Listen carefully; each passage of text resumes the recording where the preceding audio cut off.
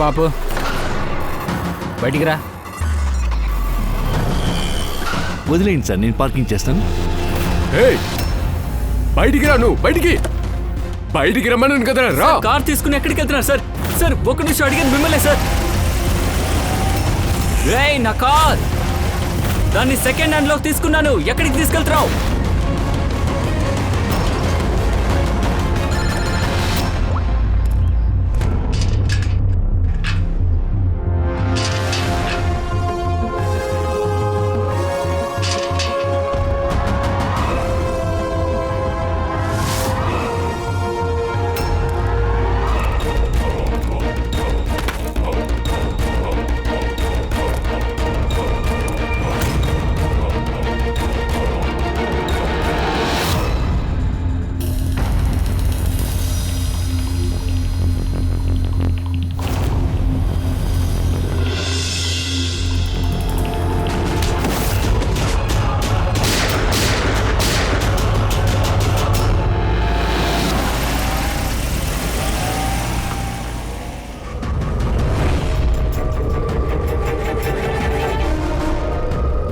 దయా, వీడి ఒంటి మీద దెబ్బ తగిలిన 3 గాయాలు కనిపిస్తుంది.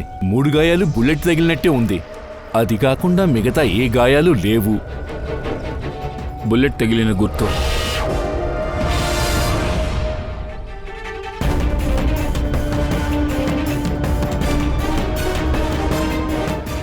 వస్తువులన్నీ చిందరవందరగా ఉన్నాయి.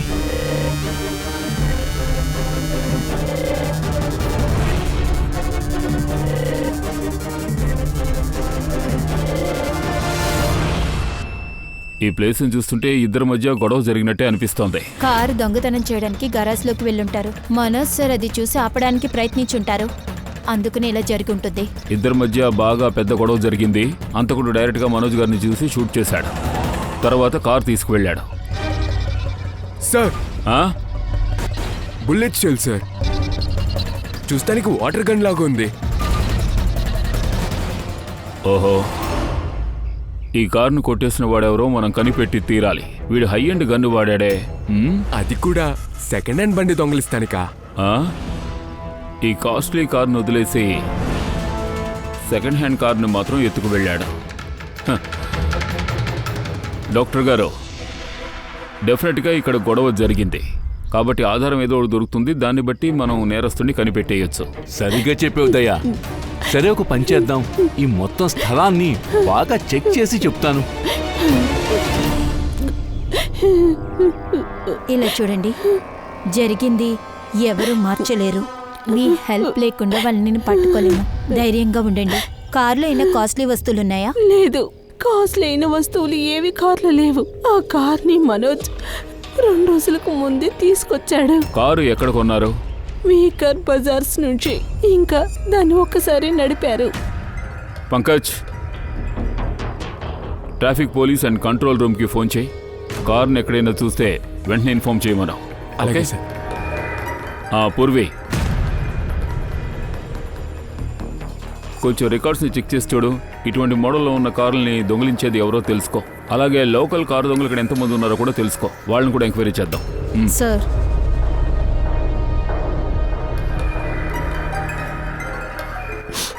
మ్యామ్, ఈ సంఘటన జరుగుతున్నప్పుడు మీరు ఎక్కడున్నారు? నేను మార్కెట్కి వెళ్ళాను.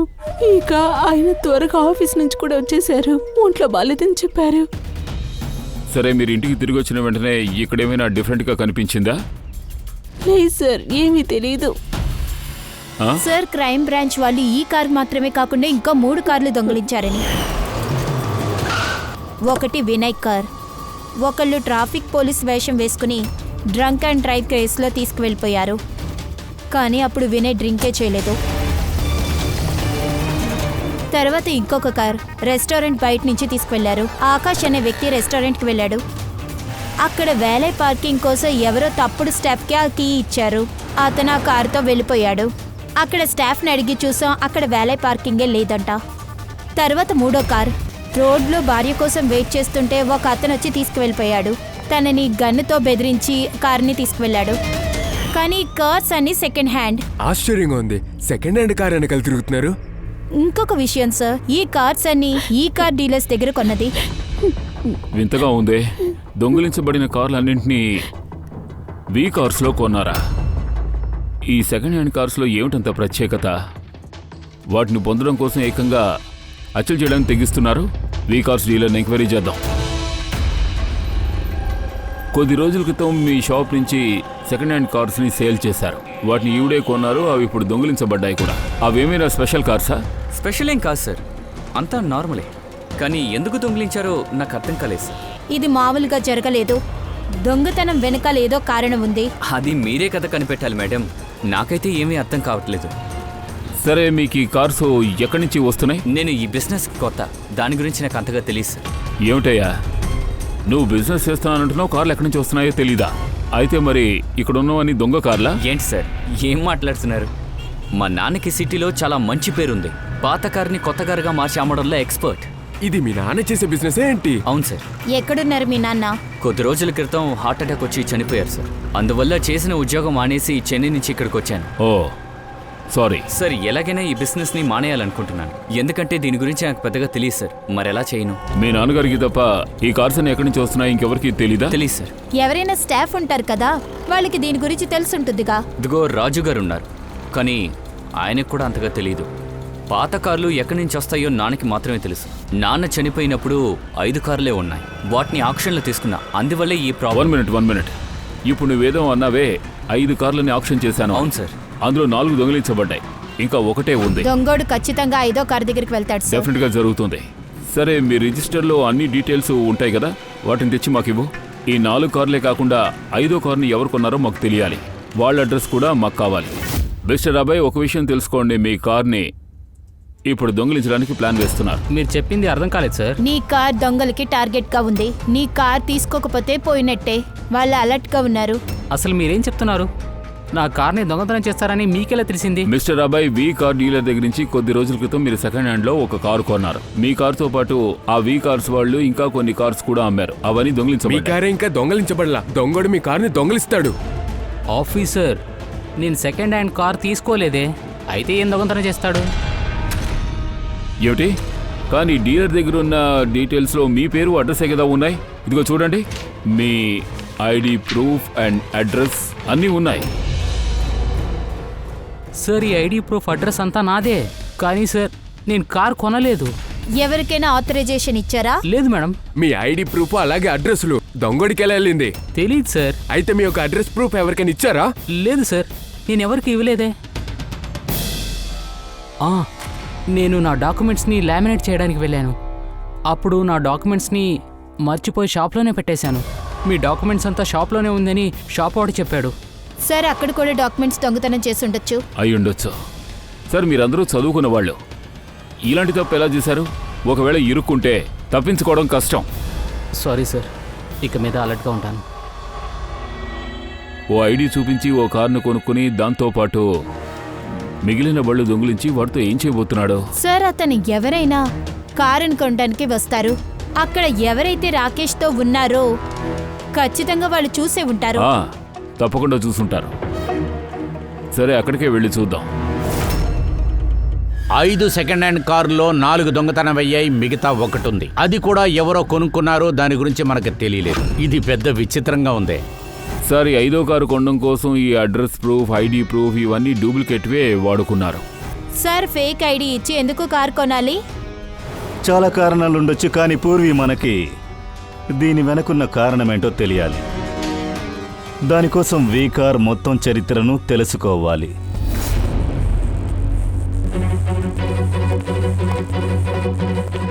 సార్, చెప్పు.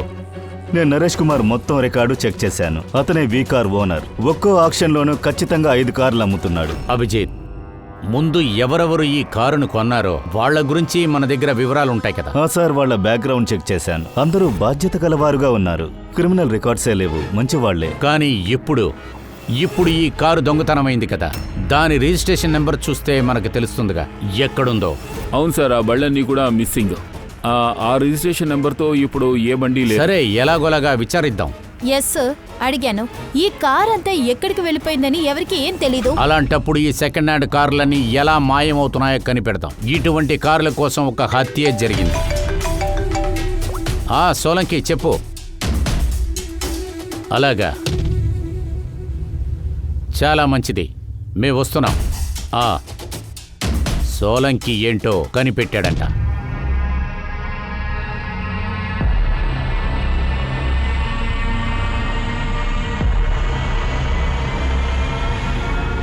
ఏమైంది సోలంకి? చెప్పు.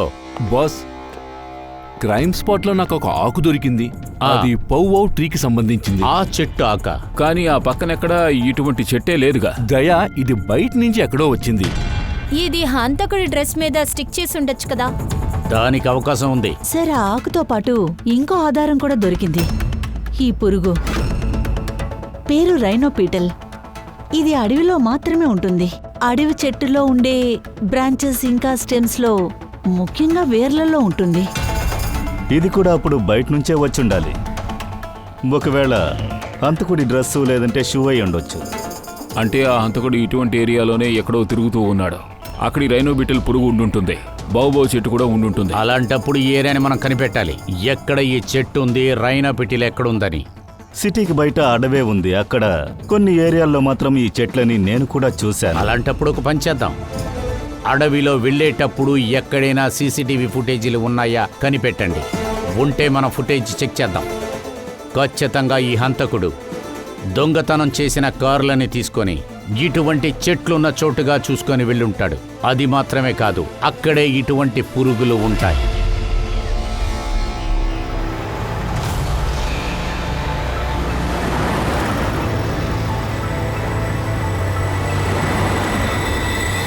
ఇదే ఆ అడవి ఇలాకా.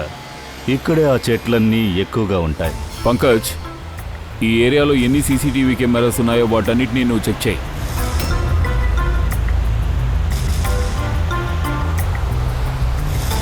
ఆర్టీఓ సెంట్రల్, నేను ఇన్స్పెక్టర్ పంకజ్ని మాట్లాడుతున్నా. ట్రాఫిక్ క్యామ్ యొక్క ఫోటేజ్ని నేను చెక్ చేయాలి. నేను మీకు పాస్వర్డ్ని పంపుతున్నా.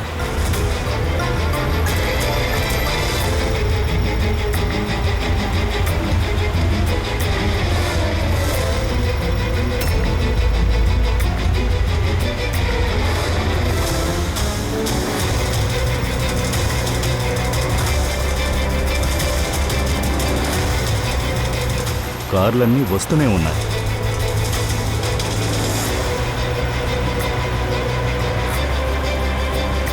సార్, రోడ్ ఇక్కడే పూర్తయిపోయింది.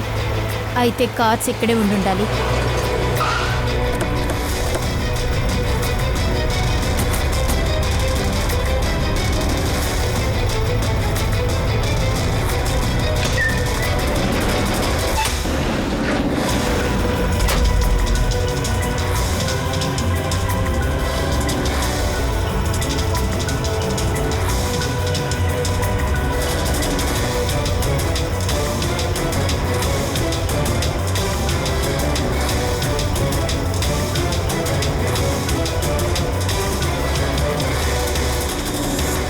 అడవి మధ్యలో ఇలాంటి చోటుని నిర్మించారేంటి?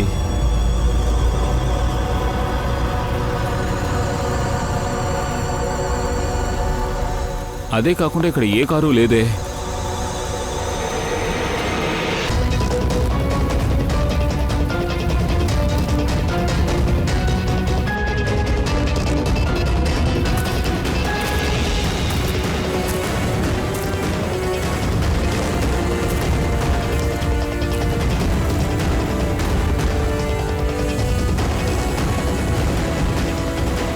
లోపలికి వచ్చి వెళ్ళడానికి ఈ దారి ఒక్కటే ఉంది. వేరే ఏది నా కళ్ళకు కనిపించలేదు. ఒకటే కన్ఫ్యూషన్గా ఉంది. సార్, కారేంటి? టైర్ యొక్క మార్కు కూడా లేదు. లేదు సార్. మరి కార్లు ఏమయ్యాయి? మాయమైపోయా? ఇది డెడ్ ఎండ్. దీన్ని దాటి ఎవరూ వెళ్ళలేరు.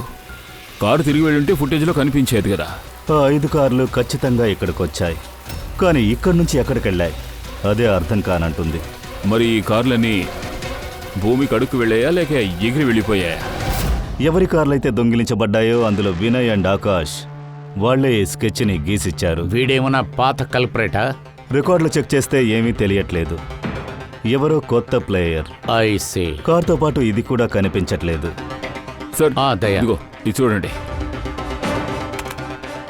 వీ కార్ డీలర్ రికార్డ్స్లోనూ ఒరిజినల్లోనూ తిరకాల్సి ఉంది. ఇందులో అంతా క్లియర్గా ఉంది. ఎన్ని కార్లు కొన్నారో, ఎవరెవరికి అమ్మారో ఆ డీటెయిల్స్ అన్నీ ఉన్నాయి.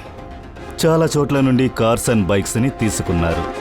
వాటిని రిపేర్ చేసి అమ్మేశారు. కానీ ఇదంతా దొంగతనమైన కార్ల లిస్టే కదా? అవును సార్, ఆ లిస్టే.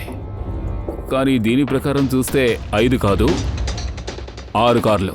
కానీ సార్, రాకేష్ ఆ 5 కార్ల గురించే కదా చెప్పాడు. నాన్న చనిపోయినప్పుడు 5 కార్లు మిగిలిన్నాయి, ఆక్షన్కి ఇచ్చేసాను. అలా అయితే ఆడు నా దగ్గర అబద్ధం ఆడుతున్నాడు. మనల్నే మోసం చేయాలని చూస్తున్నాడు. ఆ రాకేష్ 6వ కారుని అసలు ఏం చేశాడో తెలుసుకోవాలి. అది కాకుండా ఎందుకని వాడు మన దగ్గర అబద్ధం ఆడాడు.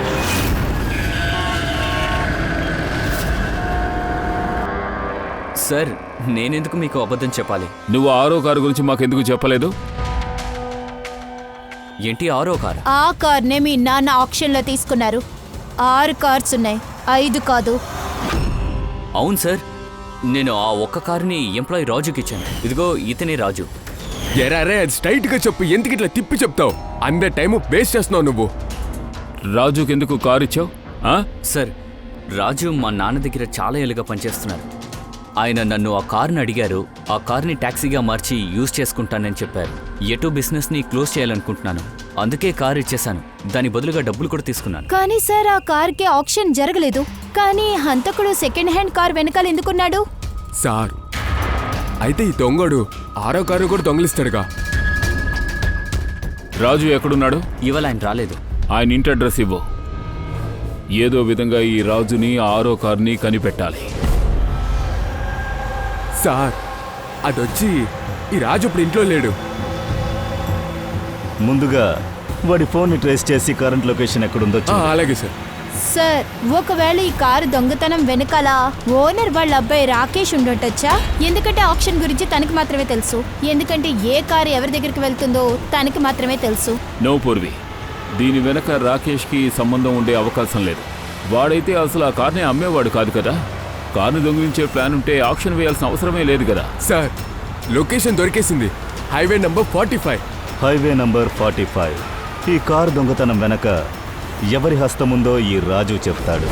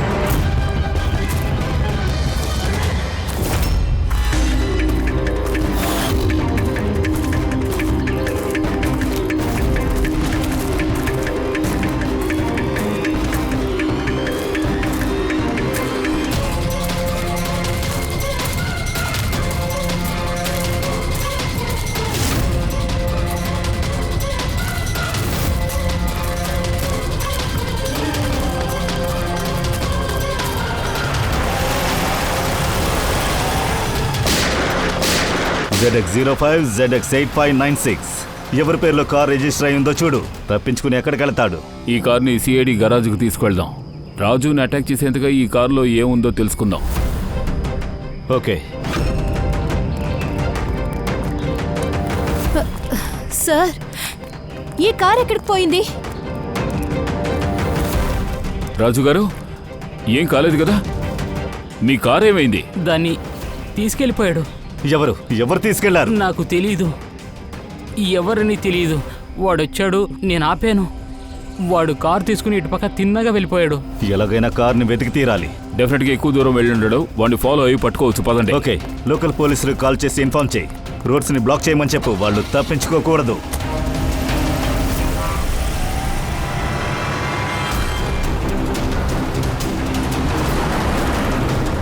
సిటీ అవుటర్ ఏరియా ఎదురుగా చెక్ పోస్ట్ ఉంది.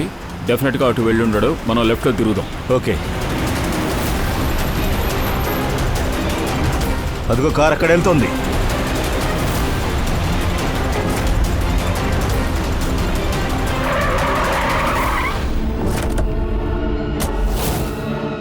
రేయ్, బయటికి రారా. ఎక్స్క్యూజ్ మీ, హలో, నా పేరు శేఖర్, నార్కోటిక్స్ డివిజన్. నేనేమి ఈ బండిని దొంగిలించి తీసుకెళ్ళటం లేదు. ఈ బండిలో డ్రగ్స్ దాచారు, అందుకని తీసుకువెళ్తున్నాను. డ్రగ్సా? ఆ 5 కార్లలో దొరకలేదు. అందుకే ఈ కారు వెనకాల తిరిగాడు. ఏ విధంగా 5 కార్లోనూ డ్రగ్స్ ఉన్నాయని మీరు చెప్తున్నారు? ఇక్కడ చూడండి, ఫేమస్ డ్రగ్ లార్డ్ టోనీ. కొన్ని సంవత్సరాలుగా మేము వీడిని ఫాలో చేస్తున్నాం.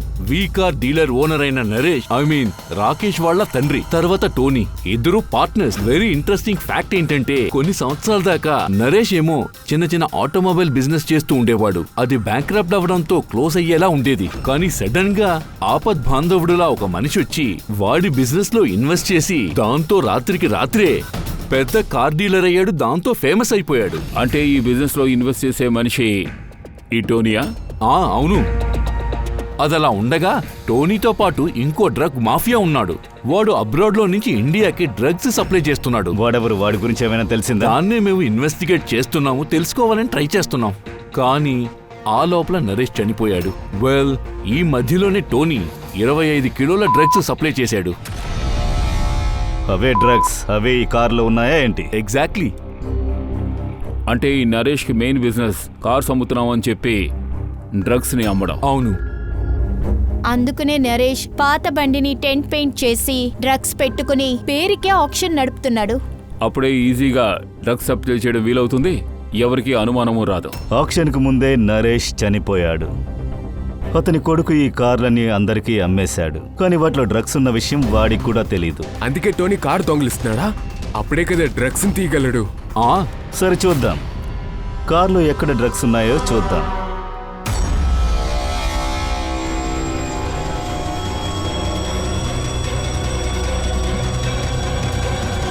సార్, ఇక్కడ డ్రగ్స్ లేవు. నాకు తెలిసి బండి మొత్తం విప్పి చూస్తేనే తెలుస్తుంది.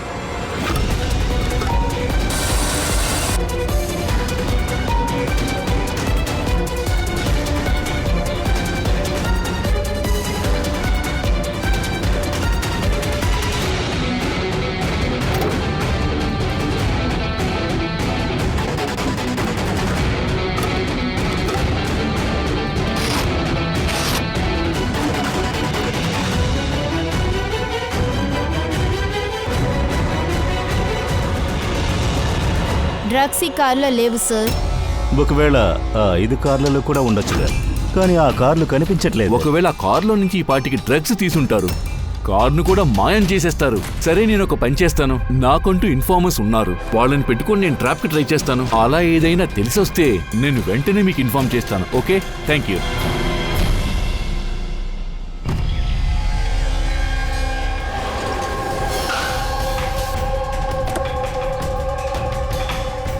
ఇన్ఫార్మర్ నాకు ఈ స్థలం గురించే చెప్పాడు.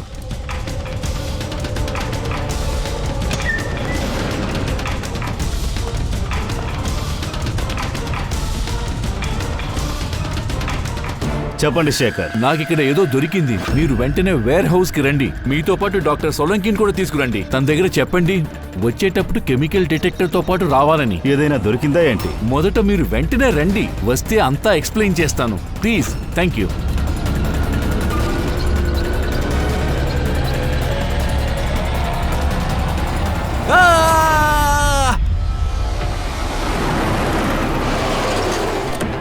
సార్, కార్ ఇక్కడే ఉంది, కానీ శేఖర్ కనిపించట్లేదు. లోపలికి వెళ్ళి చూద్దాం.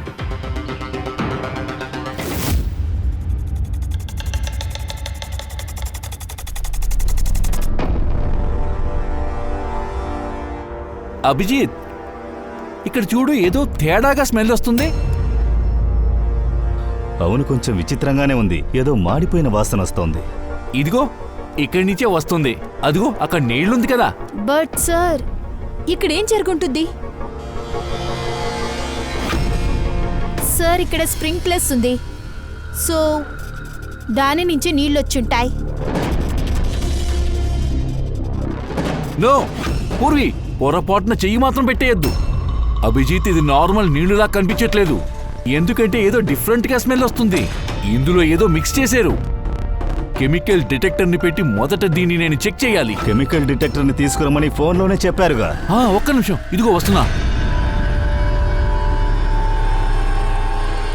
ఆశ్చర్యంగా ఉంది. ఈ శేఖర్ ఎక్కడికి వెళ్ళాడో తెలియట్లేదు. అసలు వాడు ఏం చెప్పడానికి వచ్చాడు? కాస్త జరగండి.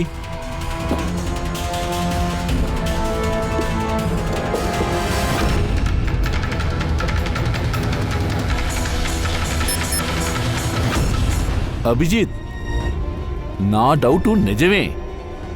ఇది ఆర్డినరీ నీళ్లు కాదు. ఇందులో చాలా powerful and dangerous chemical mix చేశారు. ఇది నిమిషాల్లో, లేదు సెకండ్స్ లో దేన్నైనా కరగదీసేస్తుంది.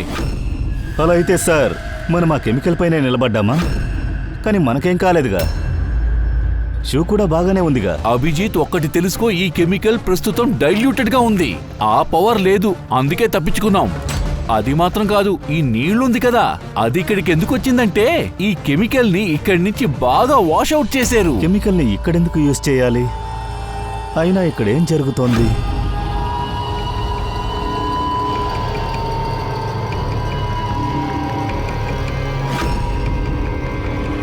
సార్, ఇది చూడండి. Oh no. అభిజిత్, ఇది ఒక మనిషి చెయ్యి.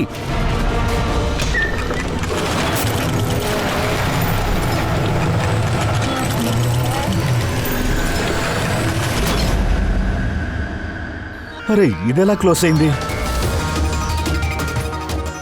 అభిజిత్, ఇది చూసావు కదా, ఇది ఒక మెకానికల్ డివైస్. ఈ డివైస్ ద్వారానే ఈ డోర్ క్లోజ్ అయింది.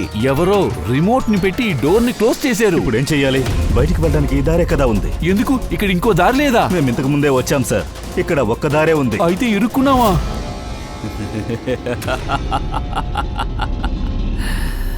బాగా ఇరుక్కున్నారు.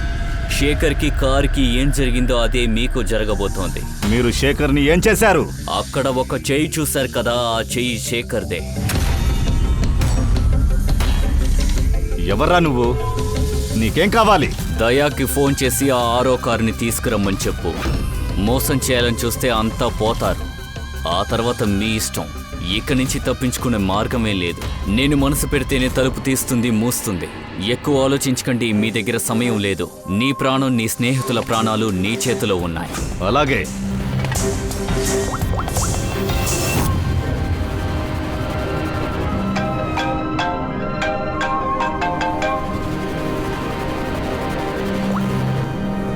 చెప్పు అభిజిత్. దయా, 6వ కారు గ్యారేజ్ లోనే కదా ఉంది. దాన్ని తీసుకుని ఇక్కడికి వచ్చాయి.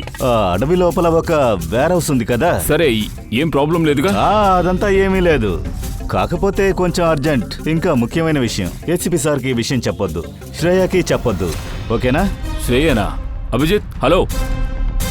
అభిజిత్, నీకు అంత తెలివి ఉందనుకుంటున్నావా? కుట్ర పన్నకూడదని నీకు నేను చెప్పానుగా. శ్రేయ పేరుని ఎందుకు చెప్పావు? నీ టీంలో శ్రేయ అన్న వ్యక్తి లేదని తెలుసు. నువ్వు చావబోతున్నావు. ఏమైంది సార్? అభిజిత్ ఫోన్ చేశాడు. కారు తీసుకుని వేర్ హౌస్కి రమ్మంటున్నాడు. పైగా ఒంటరిగా. ఏసీపీకి శ్రేయకి ఈ విషయం చెప్పొద్దంటున్నాడు. శ్రేయనా? అభిజిత్ సార్ ఎందుకని శ్రేయ పేరు చెప్తున్నారు? తను ఇప్పుడు సిఐడిలోనే పనిచేయట్లేదుగా. అభిజిత్ ఏదో ప్రాబ్లంలో ఉన్నాడు. ఇది మనకి వార్నింగ్, అంటే ఎమర్జెన్సీ కోడ్. పద.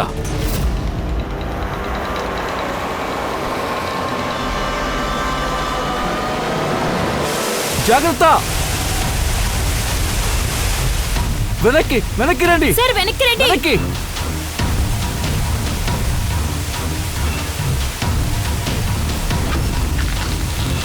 Abhijit, forensic kit.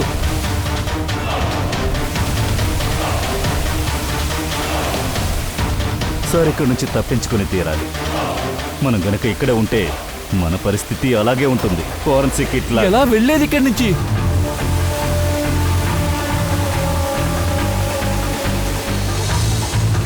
నేలపైన యాసిడ్ ఉంది, కానీ గోడపైన లేదు. గోడను ఉపయోగించి వెళదాం. గోడ వేలాడుతూ వెళదాం. వేలాడుకోనా? సార్, వేరే దారి లేదు. పూర్వి, సార్. నువ్వు ఇటువైపు వెళ్ళు. నేను సలోకి సార్ని అటువైపు తీసుకొస్తాను. సార్, అబ్బా!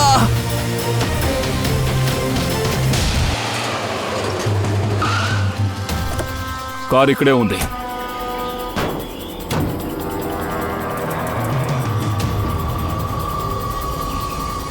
సార్ ఇది మూసేసి ఉంది. లోపలికి వెళ్ళడానికి వేరే దారి ఉంటుంది పంకజ్, పద.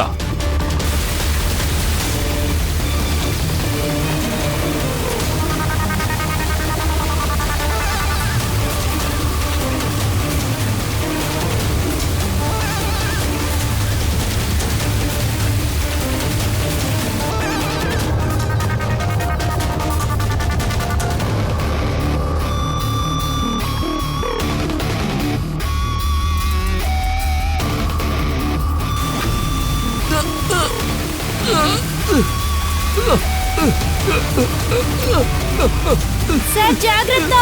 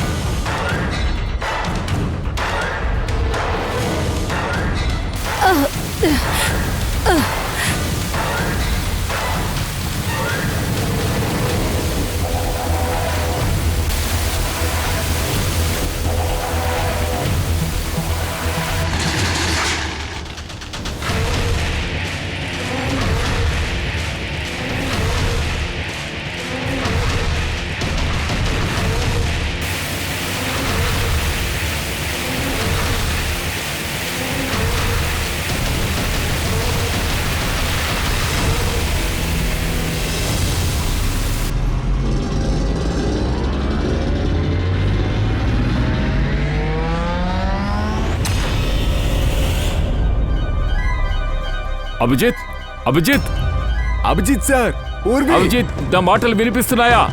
సార్ నాకు తెలిసి ఇదంతా వాళ్ళకి వినపట్లా.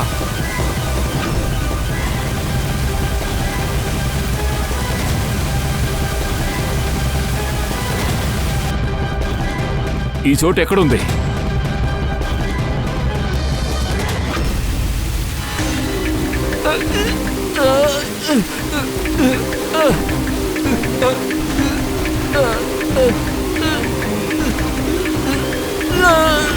సార్ సార్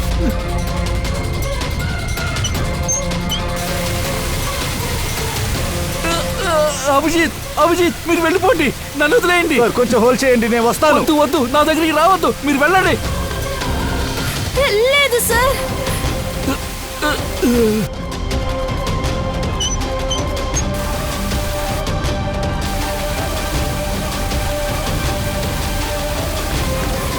సార్ సార్ చెయ్యి వదలొద్దు.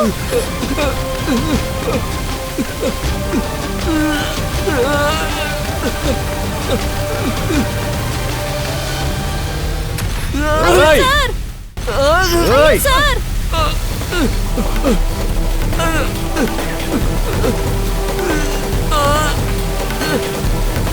సార్ ఇటువైపు రండి.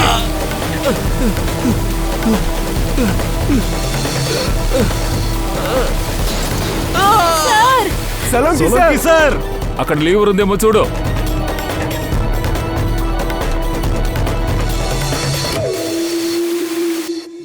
పంకజ్, డోర్ ఓపెన్ అయింది. సార్ చేయి తీయండి సార్.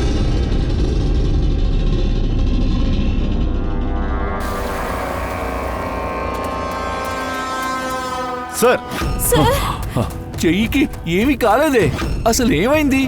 ఇక్కడ కెమికల్ ఉండేది కదా. సార్ మాకు అక్కడ ఏమీ కనిపించలేదు. అక్కడ ఎక్కువగా నాబ్సే ఉన్నాయి. అన్నిటినీ తిప్పేశాం. దాంతో యాసిడ్ రావడం అనేసి వాటర్ వచ్చిందేమో. అవును దయ్యా, ఇదే జరిగింది. నువ్వేం చేసావంటే ఆ కెమికల్ నాబ్ ని క్లోజ్ చేసేవు, నీళ్ల నాబ్ ని ఓపెన్ చేసేవు. నీళ్లు పడగానే ఆ కెమికల్స్ అంతా వెళ్ళిపోయింది. థ్యాంక్ గాడ్, నా చెయ్యి సేఫ్ గా ఉంది. చేతులకి ఏమీ కాలేదు, థ్యాంక్ గాడ్. కానీ ఫారెన్సిక్ ల్యాబ్ లో తారిక అన్ని పనులు సరిగ్గా చేశాడు. అభిజిత్, అయ్యో సార్, నేను మెచ్చుకున్నాను, కోపడకండి, రండి.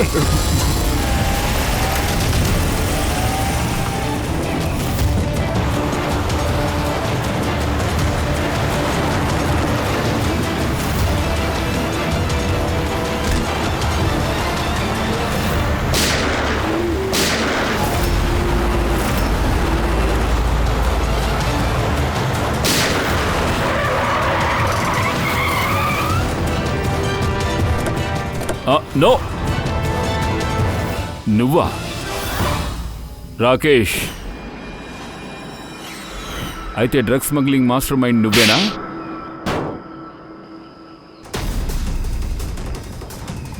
వీళ్ళ కార్లు దొంగిలించారా? తండ్రి చనిపోయిన వెంటనే కొడుకు అన్నిటినీ చూసుకుంటున్నాడా? లేదు సార్, డ్రగ్స్ గురించి నాకేమీ తెలీదు. తెలీదు ఆ? దానికోసమే కదా ఇంత పెద్ద సమస్యల్ని సృష్టించారు. ఇందులో శేఖర్ కూడా చనిపోయాడు. మమ్మల్ని కూడా హత్య చేయాలనుకున్నారు. సార్ నేను కాదు సార్, ఇతను టోనీ మనుషులే చేశారు. డ్రగ్స్ గురించి ఇతనే నాకు చెప్పాడు. బళ్ళు కూడా వీడే దొంగిలించాడు సార్. నువ్వు తనతో ఏం చేస్తున్నావు? వీడు నా దగ్గరికి వచ్చి నాన్న 25 కిలోలు డ్రగ్స్ కార్లో ఉందన్నాడు. 5 కార్లోనూ వెతికాడు, కానీ దొరకలేదు సార్. చివరికి 6వ కారు అడిగాడు. ఓ, అప్పుడే నీకు కోట్ల విలువ చేసే డ్రగ్స్ ని రాజుకి ఇవ్వడం తెలిసొచ్చింది, అంతే కదా? కోట్ల విలువ ఉన్న డ్రగ్స్ అని వినగానే నాకు ఆశ వచ్చింది సార్. నేను వీళ్ళతో చేతులు కలిపాను. కానీ కార్లో డ్రగ్స్ దొరకలేదుగా. మేము బాగా చెక్ చేశాం.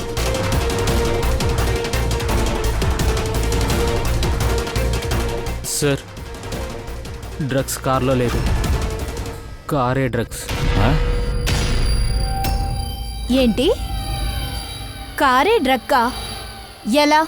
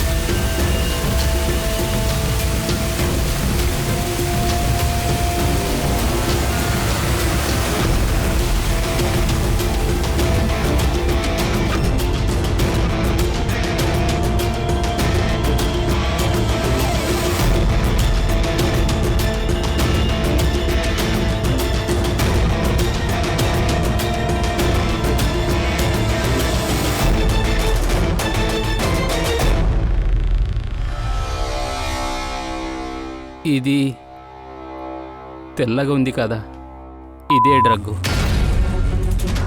ఇదే రాకేష్ వాళ్ళ నాన్న చేశారా? అవును సార్, రాకేష్ వాళ్ళ నాన్న కెమికల్ కాంపౌండ్ అంతా చేస్తాడు. అదే హైడ్రోక్లోరైడ్. అదేంటంటే flexi glass and fibre glass చేస్తారు. పాత కార్ని కొత్త కార్ చేయడానికి దాన్నే వాడుకుంటారు. Like wind shield, Windows, bumper, gourd and extra. తర్వాత ఆయన ఆ కార్ని ఇక్కడికి తీసుకొస్తారు. అన్ని కెమికల్స్ని కరిగించేసి డ్రగ్స్ని తీస్తారు, అంతే కదా? కార్ ఎక్కడెక్కడో తిరుగుతుంది, కానీ ఇది ఎవరికీ తెలియదు. నీలాంటి వాళ్లే మన దేశానికి చాలా పెద్ద ద్రోహులు. డబ్బు కోసం విషాన్ని అమ్ముతున్నారు. విషాన్ని. చట్టం మీకు కఠిన శిక్ష విధిస్తుంది. అది మిగిలిన వాళ్ళకి గుణపాఠం అవుతుంది. తీసుకురండి, ఎంక్వైరీ చేసి టోనీ ఎక్కడున్నాడో కనిపెడదాం. పదండి. రారా.